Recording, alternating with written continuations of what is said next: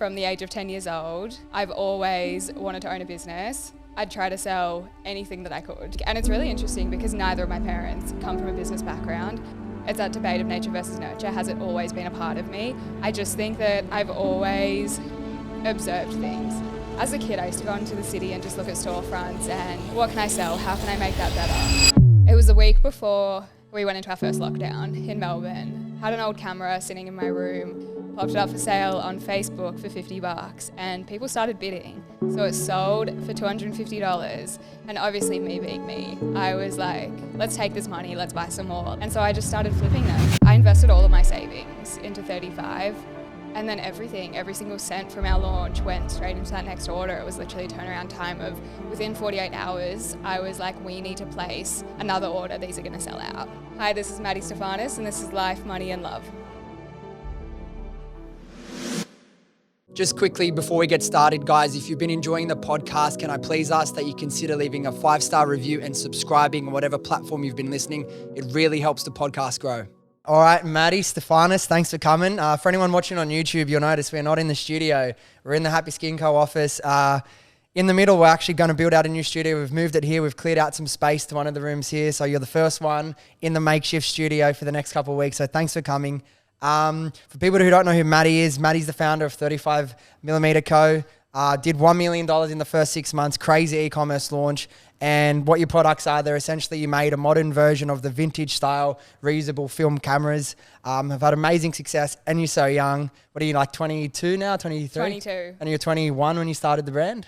I was actually 19. There's a bit Only of a 19. backstory to it. All right, let's get into the backstory because something was really interesting about you. And I know the more conversations I have, like originally I wouldn't have thought it would be interesting, but a lot of the people I speak to, successful entrepreneurs, myself even, I fall into the other buckets. Like I ask people like, did you always know you wanted to be in business or own a business? And surprisingly, most people have said like, nah, you know what? I kind of found out later in life or it just happened. But you've said you've always stood by, you've always said that, no, I've never wanted to be anything but a business owner. So I find that mindset really fascinating. What was it about business that you remember like just drawing your interest from such a young age? You've really done your research. It's what I do, baby. We do research here. Honestly, from the age of 10 years old, I've always wanted to own a business. I'd try to sell anything that I could. So I think, and it's really interesting because neither of my parents come from a business background. So I feel like it's that debate of nature versus nurture. Has it always been a part of me? I just think that I've always observed things. As a kid, I used to go into the city and just look at storefronts and what can I sell? How can I make that better? Yeah, so I feel like it's always been a part of me and it's kind of just gradually grown over the years. I feel like it's this continual, sorry, that's not even a word. I feel like it's just been this build up of like throughout times of my life, just gradually, I have no idea what I'm saying. That's all right. I was not like that at all. Like some people that just know that they've always wanted to be an entrepreneur and build businesses, it's really fascinating to me. I did not know at all, but that's one of the questions I actually had written down to ask you off the back of this is you said the whole nature versus nurture thing. What's your opinion? Do you think people are born to be business owners or do you think it's a mixture of both? What do you think about that debate? I definitely think it's a mixture of both. I feel like it really ties into my whole view of should you go to uni and study business or should you throw yourself in the deep end and learn how to do it? I think that if you know nothing about business, but you like the idea of it, go to uni and learn. But for me, I just deferred my degree for the 3rd time. Yeah. I don't know how many times you're allowed to defer. But I think that I didn't learn anything from that degree. I found it really hard to actually take away actionable things and implement them into my business. So I think it's definitely a mix of both. You know, some people have no idea if they want to start a business, be an entrepreneur. Yeah, I don't know where I stand on the nature. But how much, because I like you said, I did my research. So I know you majored in entrepreneurship and marketing. Yes. And you've said many times, you're on the record of saying that it hasn't really been helpful for you in your actual business career, in your actual launching a business and operating a business. What do you think's the purpose of uni? You said if you're not too sure, but where do you think the value of uni for actual business lies? Like what was it? I was doing a law degree. was going to be a double degree of law and commerce, and I hated law, so I dropped out. I was going to go back and just do the business side of the degree, but then I just got so turned off uni, so I didn't go back. I think if you don't understand the fundamentals of business, I think it's probably hard for you and I to understand. Some people don't know how to take a product and market it. So I think obviously I did a double in entrepreneurship and marketing, and it was very heavily theory based. And I think that in relation to 35, we've grown it using such niche little, we kind of all growth hack our businesses in a way. Yeah. And so I think that if that doesn't come naturally to you, then the theory is really helpful. It just is not something that I resonate with as a person. What's the theory behind it? Like, what do you actually learn? I'm curious. Oh, you're taking me back to high school now. I'm trying to think what I learned in year 12 It's like business. management styles and that sort of shit. It's like hierarchy of needs. Yeah. Things like that I think are just a no-brainer. Like, I've never once referred to that in my career, but it's funny. I do have friends who come out of uni and say that their business degrees did really help them, but I just can't. Yeah, I'm hesitant. I don't want to seem like someone who smashes university and the traditional education system, but I think realistically, if you want to start a business, particularly in e-com or something online, then the rate that things change and how quickly things change, you're never going to keep up with what's actually working. And like, I had a call with some guy actually for mentoring yesterday, and he went to uni and he was like, again, a little bit of a waste of time, but what can you do? But it's like, if you want to really learn business, if I was starting as just out of school and I knew 100% I wanted to start a business, if I didn't have money, because what 18-year-old fresh out of school has money, I know I wanted to start an online business, because we've seen people like yourself, late teens, early 20s, start businesses, make $100K a month, $1 million in revenue in 6 months. I think more and more people are starting to get drawn to the world of online business and e-commerce naturally, because there's a lot of ambitious kids and you only replicate what you can see. When I was in high school, I didn't see any young people starting businesses. I didn't even know what was possible in the world of business, so I didn't think about it. But now that so many people are seeing success stories like yourself, people are having friends of friends that have built successful businesses, more and more people are starting to think, okay, I actually want to do that for myself. And they are believing that they can do that themselves. And like, if I was going to start again fresh, I would just go find like 4 or 5 entrepreneurs based in my state or even willing to relocate and just say, hey, instead of me spending my money, 30, 40 grand at least for a uni degree, let me go work for free 3 months at a time for each of these people, actually in the business, actually learning what they're actually doing. You'll have such a better fundamental base and skills and experience to build your business from there. What do you think about that? It's true. I agree with it completely. And I think that what you said about age and young entrepreneurs, how old are you now? I'm 29. See, I found that when I first started, everyone was around your age bracket. Okay. So there was still such that gap. There was no one I could reach out to. You know, I was 19. Like, I'm surprised I never sent you a message. I used to just sit there in people's DMs and never get responses. So I feel like there was never anybody to help. No one ever took me seriously because of my age. I also think, imagine if uni degrees taught you Facebook ads, email marketing, how to go into a 3PL, literally how to set up your AusPost business account. I just think that it would revolutionize business and e-commerce, but I don't think that the people teaching those degrees are up to date with how fast e-com is moving these days. 100%. They've got no idea. But how could they? That's not really their role. Who gets into business, starts a successful business in e-commerce and is like, oh, I'm going to go lecture at uni. Like, you have to find the people that have done what you want to know and go work with them. That's why obviously now I do a lot of mentorship with people. But when I was just starting out, I would be looking for mentors as much as I can. I obsessed over Gary Vee content. I was always looking at new people's content. I remember, you might remember if you were in business back then as well. Do you remember, obviously you know Nick and Alex from High Smile? Yes. It was only for a few months. This was like when we had just started Happy Skin Co. They had this channel, Chats with Nick and Alex, and it was like a podcast about them documenting the journey.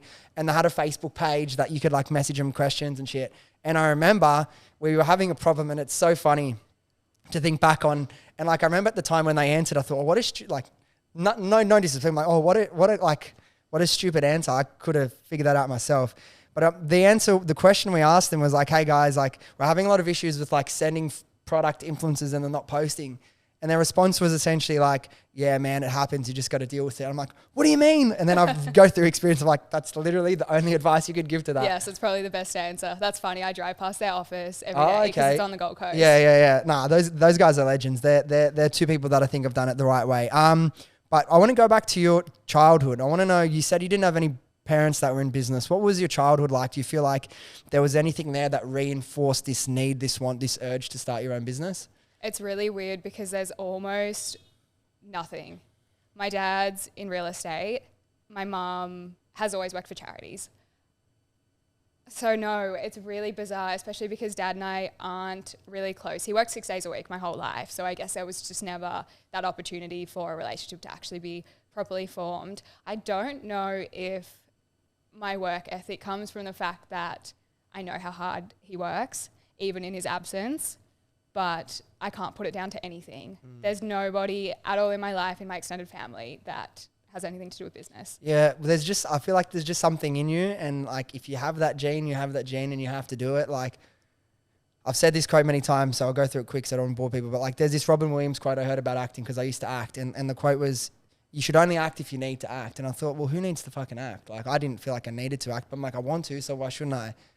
And then obviously I ended up leaving acting, but now I understand after being in business, like I couldn't do anything but be in business. It's like if you have that gene, if you have that DNA, you just have to fucking figure out a way to make it all happen. Then there's an interesting part that I want to ask you in a second about just resourcefulness and scrappiness. I think it was a really cool way that you initially started building the brand. But before we get into the business journey and the launch and how you did all that, I wanted to ask you about your school experience because I think it's a really pivotal part for a lot of people, regardless of which way they go in lives. But I want to know, what was your school experience like? Okay, do you want me to start from, I can tell you about kindergarten. Do it, yeah. I was a weird kid. I just didn't fit in. I was the kid at kinder who wouldn't play with the other kids. My mum best explains it, I skipped childhood. Yeah. So I think that high school, I was always really academic. I was a good student. Like I loved getting good grades. I had no pressure from my parents whatsoever. I could have walked out of high school with any ATAR and they would have been so proud. But I hated being there. I hated going every single day, and I feel like the one thing that got me through high school was I'd sit in the back of class and I'd start businesses. That's the only reason I went. And my teachers, I remember at the start of every year, you know, like you get a new teacher for each subject. They all hated me for the first 2 months. She never listens, she never participates, she doesn't contribute. And then I'd hand in my first assignment and they'd be like, oh, she actually has been listening. Yeah. I think I took the same approach, in uni. I'd just do the assignments. I didn't go to my tutes, I didn't go to my lectures. We had no attendance. Yeah, so I don't think school was for me. I just really didn't enjoy it. Would you consider yourself more of an introverted person or? Oh yeah, completely. Speaking doesn't come naturally to me at all. I'm so introverted. This is like 2 years ago, my worst nightmare. Yeah. I never would have sat here speaking to you. Couldn't, in year 12, I couldn't do my oral exam, my spoken speech.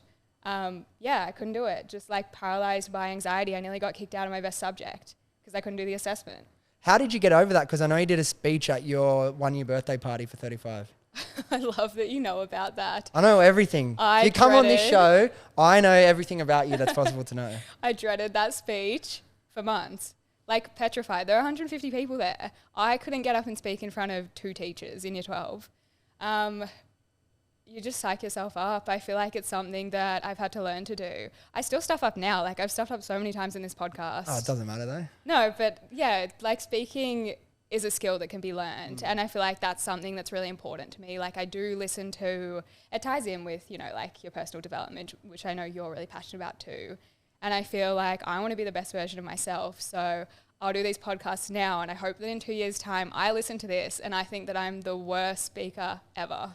It's the same for everyone. I think I'm the worst speaker now and I listen to myself in 2 years, you know what I mean? It's so funny, you talked about personal development. What's your ethos with just continual improvement and growing and learning new things and leveling up your skills? 1% better every day. I want to go to bed every night when my head hits a pillow, know that I've done everything in my capability to get one step closer to my goals. I love that. And before we move on to the business journey, there's something I want to ask you about. It seems like it would have been a really pivotal part in your life. The health struggle that you had towards the end of high school, I believe it started to manifest in your life. Can you share what that was like, what you think triggered it? Because I know stress can be a trigger for those sorts of things, and just let everyone know kind of what you went through and what it was like. Yeah, of course. No one's ever known this much about me before. I'm really impressed. Mate, don't worry about me. I got the research down. So I It was probably my last 6 months of year 12. I've got a long history of tonsillitis. It was like my childhood illness. So every year from the age of 10, I had tonsillitis. I don't know why we didn't get my tonsils out. Oh, I had earlier. tonsillitis like 3 times a year until I got them out. Best decision I ever made. Yes, agreed. So I got tonsillitis nonstop during year 12. Antibiotics weren't killing it anymore. We couldn't get rid of it. I sat my year 12 exams. When I got a blood test, they found glandular fever in my blood, and then I ended up with chronic fatigue. So my first year of uni, I used to wake up, go to uni at 9 a.m. for a full day of classes. By 11 a.m., I was on the train home and asleep until that night. My energy was just completely depleted. I had no energy. And I wasn't exactly like living a healthy lifestyle. I was 19. It was my first year out of school. I was drinking, partying, and I don't drink anymore. But during that time in my life, yeah, I feel like I learned really young that my health meant everything to me, and without it, I can't run a business and I can't do what I want to do or achieve what I want in this life. Were yourself or the doctors able to figure out how that turned into chronic fatigue, or was it just?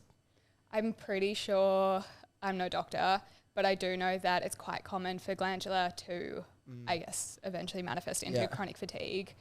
And what's it like day to day living with chronic fatigue? Like, obviously physically you're extremely tired, but emotionally, what does it do to you? Emotionally, God, that first year in uni, I was a wreck. I remember I would just cry my eyes out to my mum. I just didn't understand it. I was young. I was straight out of high school. Emotionally, it took the biggest toll on me. I think now, like it's been a long journey and my energy is so much better now, but I know what makes me tick. Like I know when to stop. I know when to push back. Because I'm such an introverted person, I spend a lot of time alone. Saturday nights, I'm fine staying home, watching a movie by myself. My partner loves to go out, loves to party. I'm like, do your thing, be young, have fun. But I'm actually okay by myself. And I think it's because of those lessons that I had to learn so early on. Well, I think it's great that you took those lessons early on, because everyone just needs to figure out what works for them, what makes them happy, what makes them healthy, and just fucking do it. Who cares about what everyone else is doing? If you're fine within yourself and you're happy and content within yourself, and you recognize that your boyfriend might want to go do different things and you're sweet with that, then I think that's a really mature mindset to develop. And yeah, there's a lot of things you did in the early stages of the business that I thought was really interesting, and I love the way you did it, like pure just like finding a way to turn it into a business and hustling and just making it happen. And I love the idea for how the business came about. It's really interesting. You want to tell the story about what happened when you sold that first camera and what sparked from there? Yeah, of course. It was a week before we went into our first lockdown in Melbourne. Had an old camera sitting in my room, asked my parents to buy it for me for my 15th birthday. I didn't know how to use a camera. It was like an old SLR, had all these like functions. No clue. I'm not a photographer. Popped it up for sale on Facebook for $50 and people started bidding. So it sold for $250. And obviously me being me, I was like, okay, let's take this money. Let's buy some more. Let's see what can happen. And so I just started flipping them. You go. I was just going to say, where are you finding all these old vintage cameras to sell? Facebook, eBay, Gumtree, Etsy, any known buy and sell marketplace platform. I was like scouring them day by day. So how were you getting them so cheap, and then being able to, obviously you understood how to market them and the demand for them. How did you make so much money on the arbitrage? Like how did you realize that, hey, there's a clear demand in the market. They might not be easy to get or source, but I can get them relatively cheap and make some profit on it? I think that they were a lot cheaper overseas. Oh, okay. One of our main, I call him a supplier. He used to like scour the vintage markets for me. He was in Amsterdam.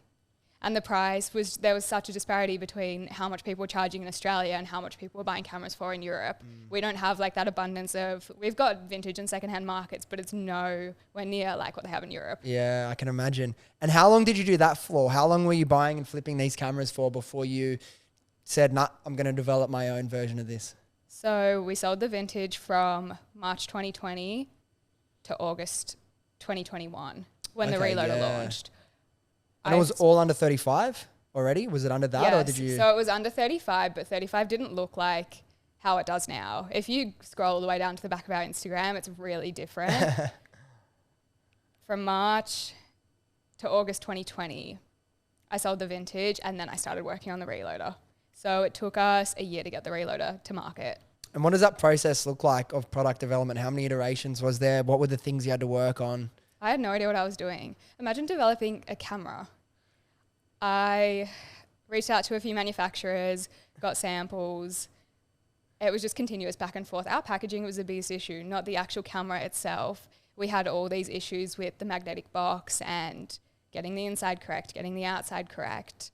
We did, I think, about 8 samples before we had the one. And then obviously we went into production, which took 2 months, and we finally launched.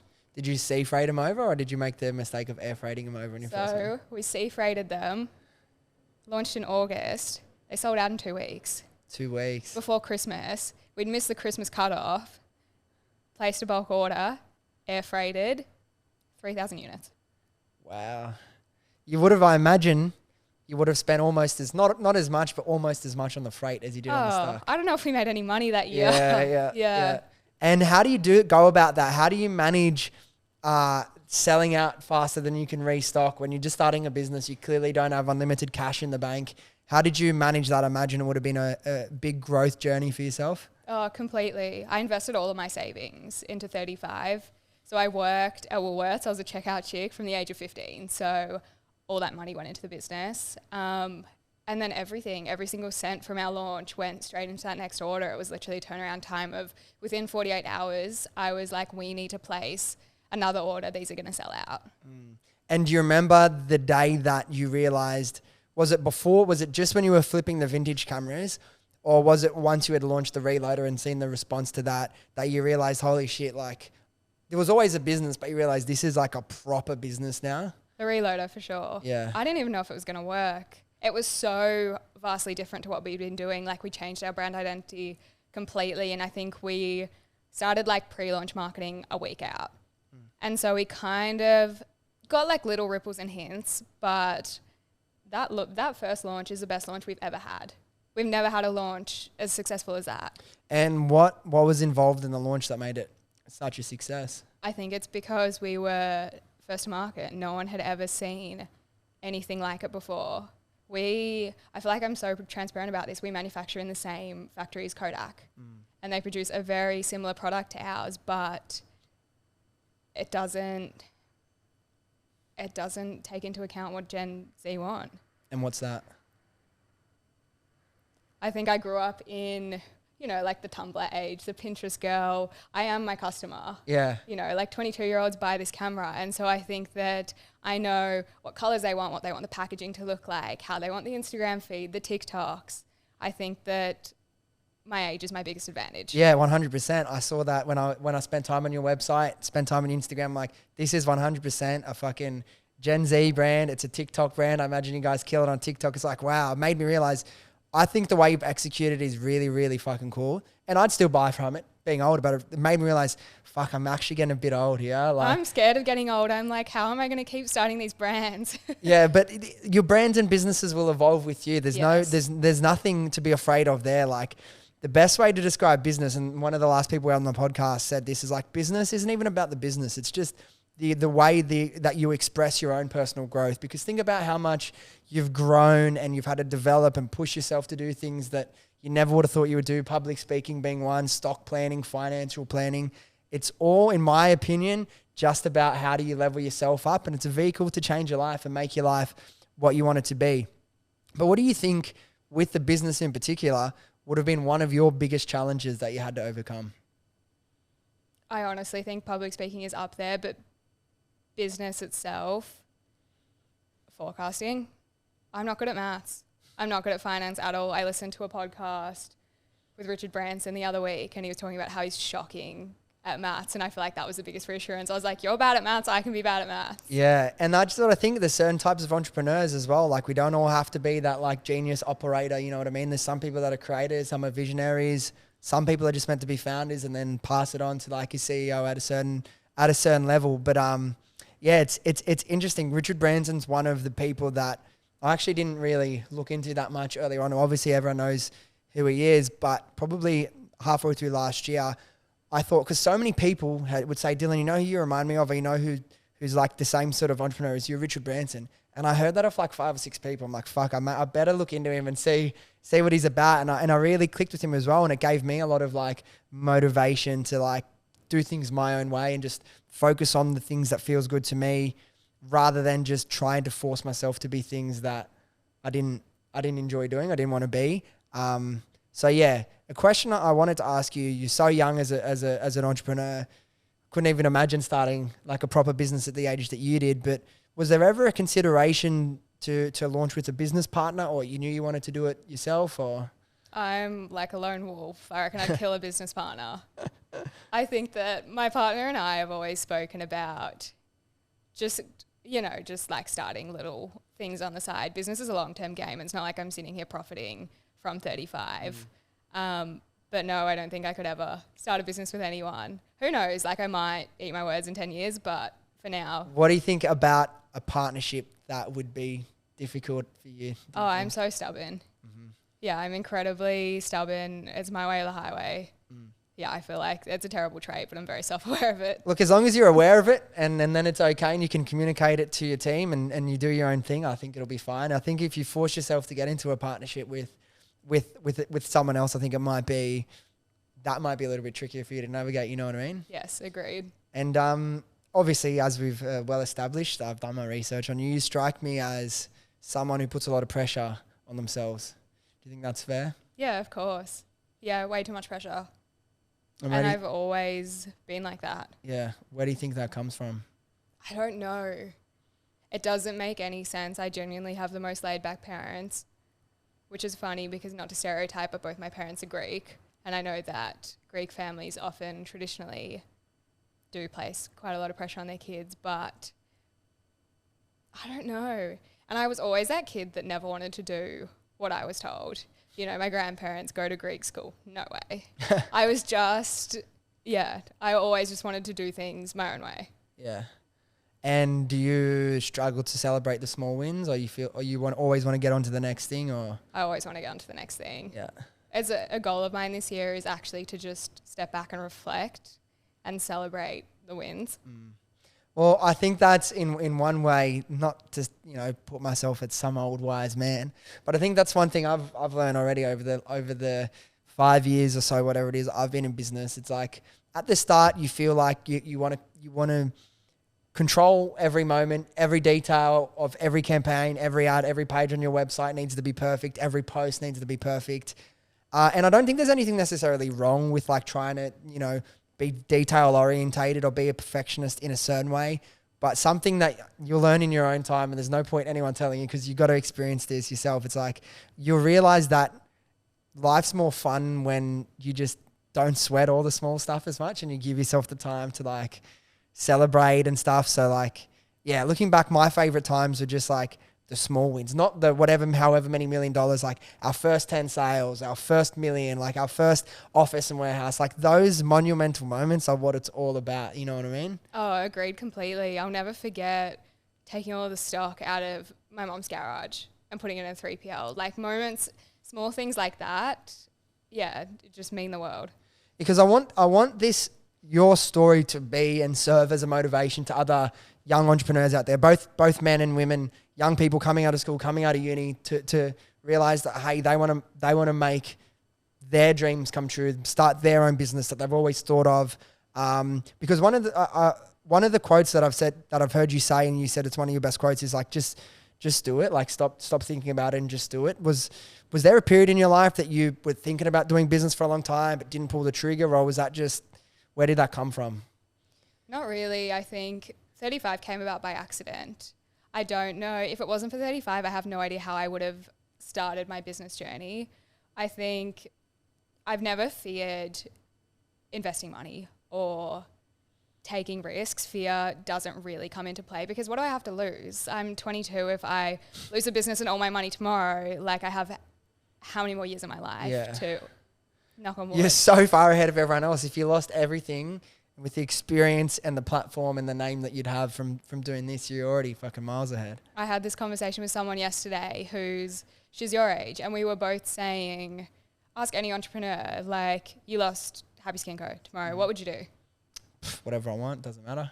Like, start again, do something else. Yeah. You've got all the freedom in the world. And I think as well, because no matter how successful your business is, there's going to be ups and downs, highs and lows, right? I'm sure you've had similar experiences. And the one thing that really helped me, and it kind of probably helped me with that last thing we were speaking about, like not stressing out about all the small details. It's like when you've got big things over your head and it's like, if we don't get the right outcome from a certain thing, it's going to be fucking real trouble for the business. When you're dealing with those things and the things that are outside of your control, like something that's really helped me is just like think about exactly what you just said. What's the worst case scenario? Okay, lose the business, have to sell all this stuff. How much money will I have left? Blah, blah, blah, whatever. If you can get okay with the worst case scenario, then it's all bonus. It's like, then you can really enjoy business as a game and just fucking live your life. Agreed completely. If you just zoom out, like we're people in a blimp of time on this earth.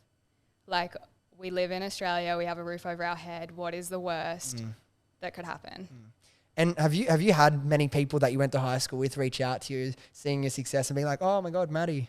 A couple, but not really. I think I was always, like I'm acquaintances with everyone from school. I've got one close friend from high school and that's all. I haven't seen anyone else since I finished. But I think I was probably very to myself and closed off in high school. So, yeah. And what do you think for the people out there considering starting a business? What's been the most exciting day, the best accomplishment that you've ever achieved so far? Most exciting day. I think,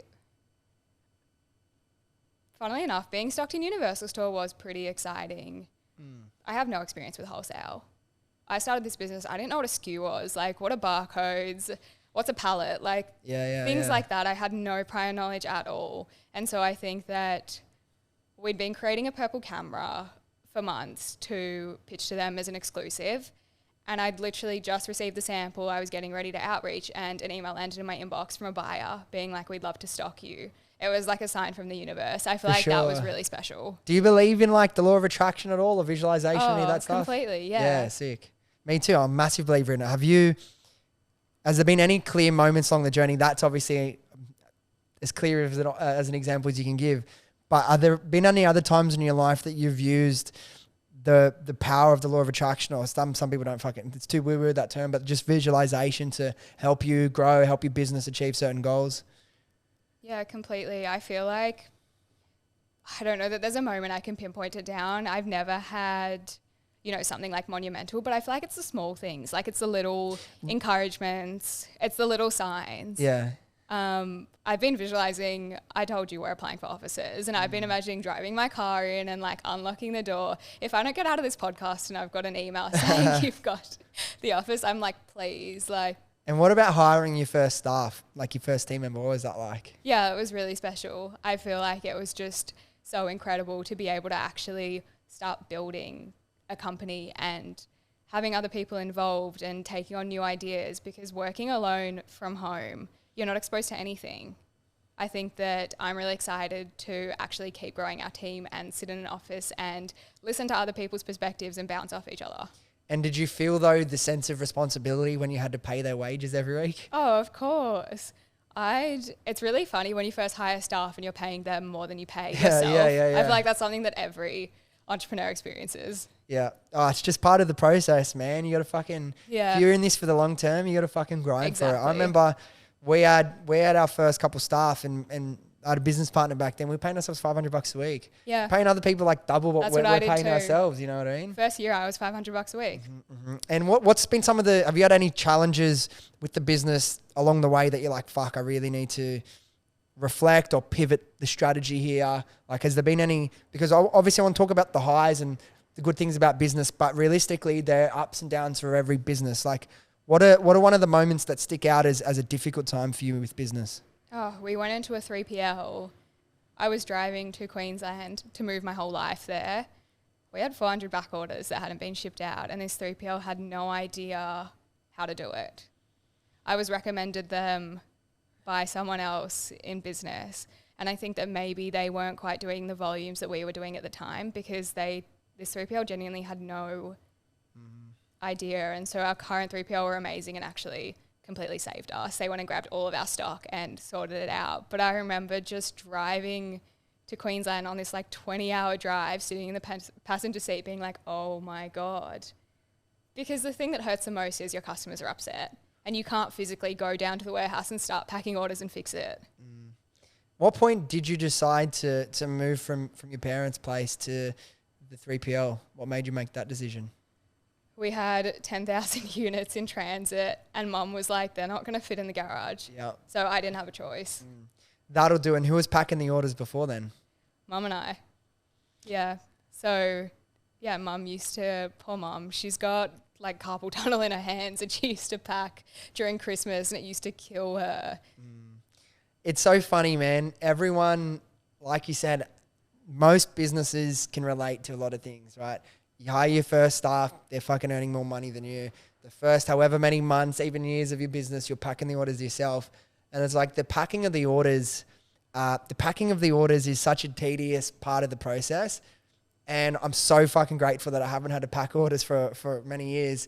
But looking back at our journey with Happy Skin Co., some of my fondest memories were packing the orders with my little brother, my mate George, his mum, just like we were fucking getting, because we were sold out for stock for ages. And then like, imagine a room this size, 70% of this size, and we have all the stock that just came in, 1,000 units, 2,000 units sometimes, all pre-sold.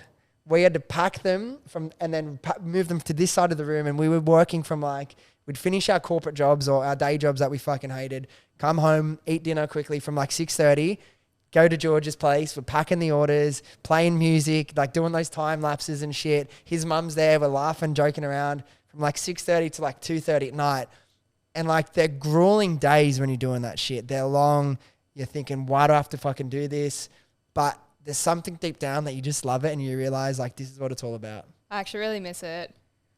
I remember I saw a comment on a Daily Mail article about 35. I actually really try not to read them and most of the time I don't. The Daily Mail comments, when you have an article on Daily Mail, don't even read them. They're 90% hate. Yeah.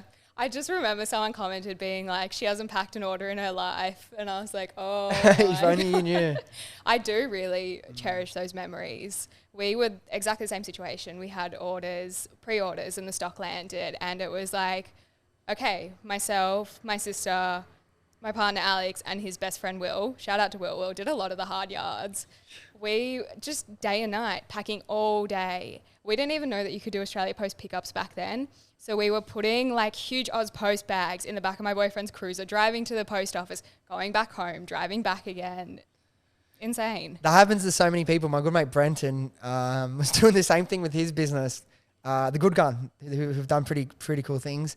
And I'm like, dude, why are you still driving them to the post office every day? He's like, what? They can pick up for you? No, like how many? He's like, dude, I'm pretty sure they'll pick it up if you have like 5 orders a day. It's not even that, like you don't even need to be doing crazy volume. This is what I mean. No one teaches you anything in business. What's one thing that you've learnt about business that you wish you knew before you started? That your network is everything. I never wanted to be attached to 35. I just wanted to be, you know, like a silent founder. But I think that the minute I started putting myself out there, the opportunities that have come from it, not just for me, but also for the business, have been incredible. I know that obviously like we connected on Instagram.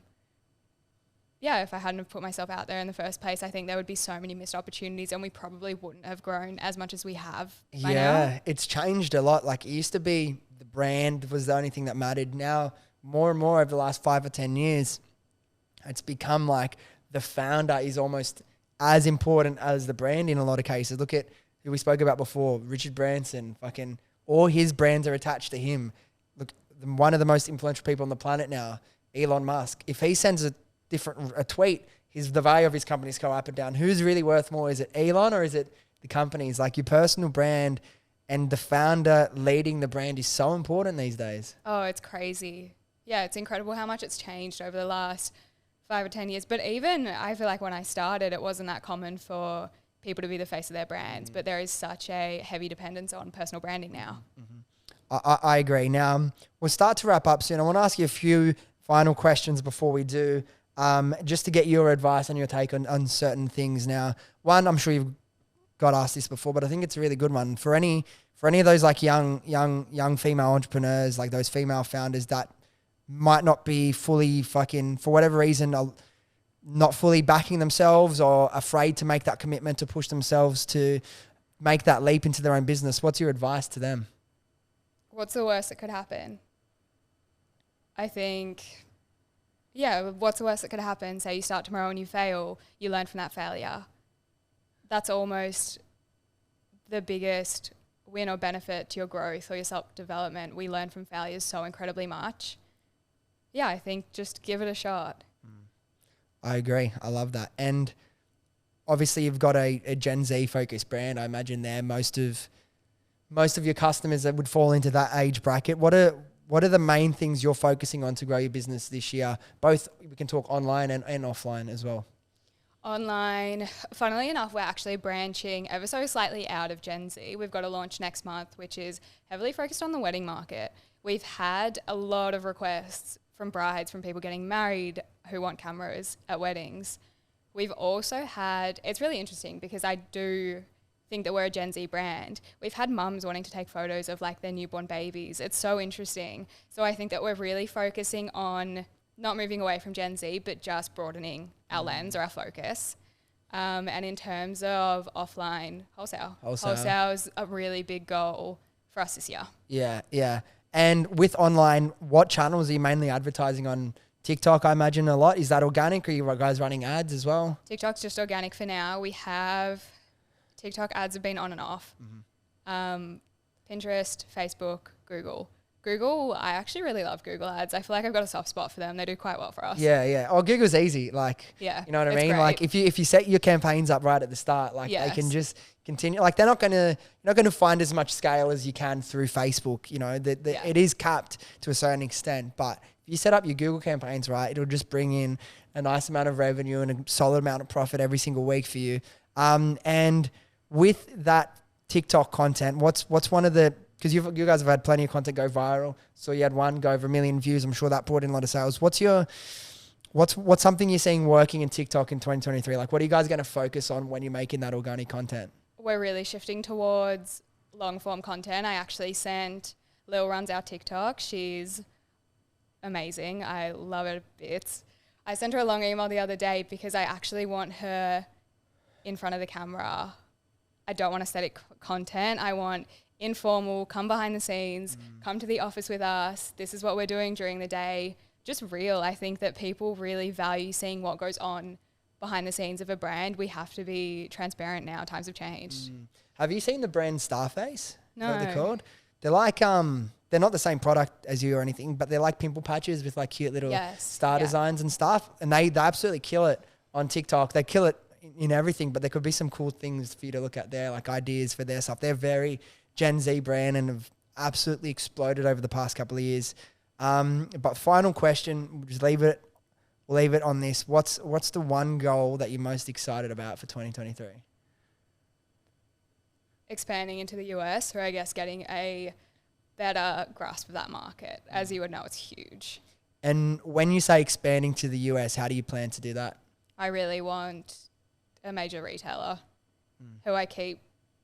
I'm trying. Yeah. We'll get there though. Are you looking direct? Are you looking for a distributor? How do you want to approach that? We've got a 3PL over there. Yeah. Oh, but in terms of like getting you into the retailers. I don't think for the moment, I don't want to go down the distributor route, but never say never. Oh, look, if you can get in the doors direct, it's great. If you can avoid it, then yeah. And for anyone that wants to find you or the brand, where's the best place they can either buy the products, check them out, or learn more about yourself? The brand, so on socials, 35mm Co. And then my Instagram is just Madi Stefanis. Cool. We'll put all your links in there. But everyone, Madi, thank you for coming. It's such an inspiring story to see people so young, building brands, killing it. Obviously, we'll chat more about things. And if I can help in any way to keep you growing your brand and ticking off some of these big goals, would make me really happy as well. And for anyone watching, first one in the new studio, I hope Joe, I hope everything looks good. We'll figure this shit out before we get into the new room. But thanks again, and good luck with your meetings tomorrow. Thanks so much, Dylan. It's been lovely speaking to you. All right, guys, thank you so much for listening. If you enjoyed this episode or you got something out of it, do yourself a favor, do me a favor, do your friends a favor and share this with them, and they can come along on this journey with us. Thanks again, and I'll see you next time.